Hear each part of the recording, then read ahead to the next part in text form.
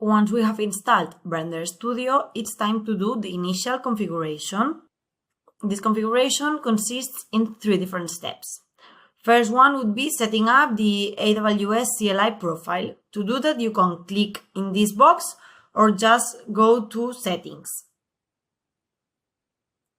Here you'll find the profiles list. As you can see, we have no profiles yet. You need to click on Add Profile. First thing you need to do is add a profile name. Then you need to paste the access keys that Amazon gave you previously.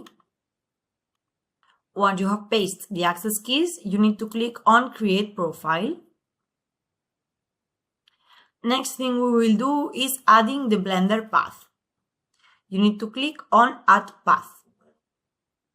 Then you just need to find where Blender is inside your computer. Click on it and click on Open. As you can see, the path has been successfully set. Then you need to select a region. This is the real place where the Amazon servers are going to be. You can choose any of them.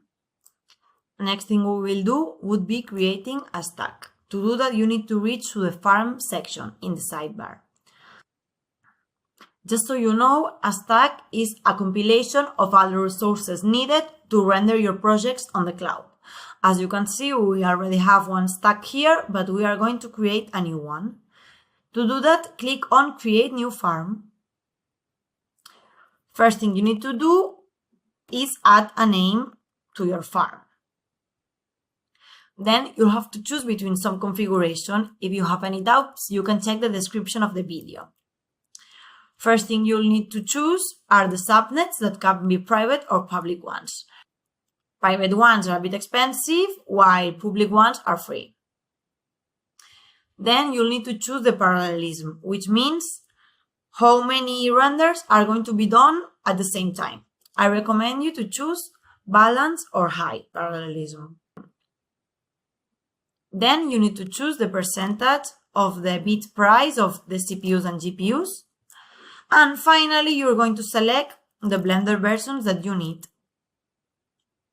The more versions you select, the more time takes the stack to be created.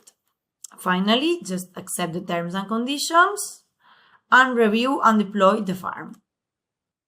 Once your stack is completed, make sure it is selected by clicking on the 3 dots at the right top of the page and click Set as Current Stack. After that, we are ready to start our first render.